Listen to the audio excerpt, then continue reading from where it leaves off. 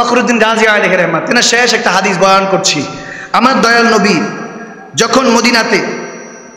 যখন মক্কা থেকে মদিনায় কেউ আসতে পারবে না, মদিনা থেকে মক্কায় কেউ যেতে পারবে না, যখন হুদায়বিয়া সন্ধি হয়েছিল ওই মুহূর্তে একজন সাহাবা মক্কা নগরীতে ধরা পড়েছিলেন। হযরতে খুবাইব রাদিয়াল্লাহু তাআলা তিনি ধরা পড়েছিলেন। খুব মর্মান্তিক ঘটনা।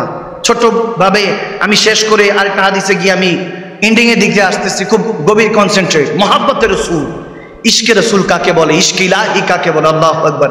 সাহাবায়ে রাসূলদের থেকে যে শিক্ষাটা পাবেন এটা আর কারো থেকে ওই শিক্ষাটা পাবেন ওনাদের থেকে যে মুহাব্বত, ত্যাগ তিতিক্ষা, স্যাক্রিফাইস, যে মিনিংফুল বিষয়গুলি পাবেন সেটা আর কোথাও পাবেন না। খুবাইব রাদিয়াল্লাহু তাআলা আনকে যখন ধরা হলো, ফাঁসির কাষ্ঠিতে ঝুলিয়ে দেওয়া হচ্ছে, মক্কার কুরাইশ কাফেররা দাঁড়িয়ে দাঁড়িয়ে তামাশা দেখছে, বলতেছে, হে খুবাইব, তুমি এখানে ফাঁসির কাষ্ঠিতে ঝুলিতে চড়তেছো, তোমাকে ঝুলিয়ে দেওয়া হবে, একটু পর মৃত্যু পরোয়ানা জারি করা হবে। ওদিক দিয়ে তোমার নবী সাহাবারা আরামে আছে, নাউজুবিল্লাহ, মদিনা আরামে আছে, তোমার কোনো পরোয়া নেই। হযরত খুবাইব রাদিয়াল্লাহু তাআলার ওই লফজে আমার জীবন যৌবন আমার মা বাপ সব কুরবান। ওই মুহূর্তে শুলির মধ্যে চড়া।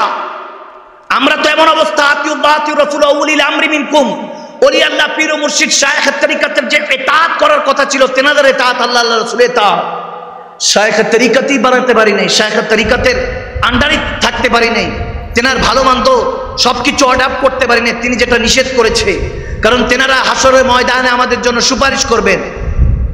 এটা হাদিসে বুখারী মুসলিম মুত্তাফাক আলাইহি হাদিস। কানি ইউসাল্লু মানা, হাজ্জুনা মানা, আমলুনা মানা, ওয়াদখালতুমুন নার, এরকম হাদিসে এসেছে। আল্লাহর ওলিরা হাসরের ময়দানে আল্লাহর কাছে লাড করে সুপারিশ করবেন। সুবহানাল্লাহ। বলবে, আল্লাহ এই যে আমাকে শায়েখ মানতো, আমি যেমনে বলেছি এমনি চলেছে, নামাজ পড়তে বলেছি নামাজ পড়েছে, কানি ইউসাল্লুনা মানা, হাজ্জুনা মানা, আমলুনা মানা, যা করতে বলেছি, মাহফিল সাজাতে বলেছি, কোরআন সুন্নাহ মিলাদুন নবীর মাহফিল সাজিয়েছে। আল্লাহ ফাদখালতুমুন নার, আজকে গুনার কারণে জাহান্নামে দিয়ে দিচ্ছ। আমি শেখ, আমাকে তুমি ক্ষমা করে দিলা, আমি আলেম হিসাবে ওলি হিসাবে তুমি ক্ষমা করে দিলা। আলা ইন্না আউলিয়াল্লাহি লা খাউফুন আলাইহিম ওয়া লা হুম ইয়াহজানুন, তেনাদের অন্তরে কারো ভয় নেই।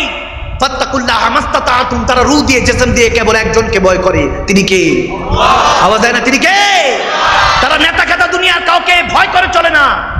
উলামায়ে কেরাম সুন্নি জামাতের আলেমরা কাউকে ভয় করে চলে না। সরকার কে আসলো কে গেল দেখার সময় নেই। আমরা আল্লাহ রাসূলকে ইমাম মেনেছি, তেনাদেরকে আমরা যখন ইমাম মেনে ফেলেছি, আমাদের মালিক মেনে ফেলেছি, আর কাউকে গণার সময়। দৌড় উপরে মুড়ি খান, ঠিক কি? মুড়ি পড়ে গেলে টোগায় খান, কিন্তু দৌড় উপরে খান। আওয়াজ দেয় না কি? দুজনে একসাথে বলতে পারবেন না? ঠিক কিনা বলেন না? কে আপনাকে কি বলছে দেখার সময় নাই। খাজা গরিবে নওয়াজ বলতো, আমি তো ইমামে হোসেনের প্রেমী আসক্ত, কে কি করছে দেখার সময় নেই। ওই প্রেমটা মানান। হযরত খুবাইব রাদিয়াল্লাহু তাআলা ওইদিন শুলির মধ্যে যখন পড়ে আছে, বলতেছে, বদবাখত, নালায়েক, তুই এতটুকু চিনেছিস, হ্যাঁ মজলিস भी तेरा, महफिल भी तेरा, लेकिन टाइम है नाराए रिसालत की पानी देने की। হ্যাঁ আমি শুলির মধ্যে চড়ে বলতেছি, আজকে মজলিস भी তোমার, महफिलও তোমার, আমাকে শুলিতে চড়াছো, কিন্তু এই তো সময় আমার নবীর শান বুলন্দ করার। তখন তিনি বলতেছে, নারায়ে রিসালাত, ইয়া রাসূলুল্লাহ, আমি শুলিতে চড়তে চড়তে আমার নবীকে এতটা ভালোবাসি, আমরা শুলিতে বলবো, হ্যাঁ लब पर नाते पाक की नगमा, कल भी था और आज भी है, मेरे नबी से मेरा रिश्ता कल भी था और आज भी है। ঠিক না? আমার নবীর সাথে সম্পর্ক কালকেও ছিল, আজকে আছে, সুবে কিয়ামতের পরও থাকবে। আওয়াজ কম হয়েছে মানি না, আরো জোরে বলতে হবে, ঠিক কিনা বলে? আপনাদেরকে যদি বলি কায়সার ও কিসার নাম শুনেছেন, বলবেন হুজুর জীবনে শুনিও নাই। বাদশা কায়সার ও কিসার আপনারা শুনেন নাই? কায়সার ছিল, কিসার ছিল, এই জান ছিল বাদশা। কিন্তু যদি এখানের মধ্যে ছোট্ট বাচ্চাকেও বলি, আমার নবীর জামানার একজন মুয়াজ্জিনের নাম বলো তো, আওয়াজ দেয় না। বলেন তো একজন মুয়াজ্জিনের নাম, আওয়াজ দেয় না। কে? হযরতে বেলাল। সুবহানাল্লাহ বলবেন না? এবার বুঝতে পেরেছেন, নবীর জন্য যে করেছে সে দামি হয়ে গিয়েছে, নবীর খেলাফ যা গিয়েছে সে বদনাম হয়ে গিয়েছে। ঠিক না? ঠিক না? হাকিকাতে এটাই হলো ইসলাম।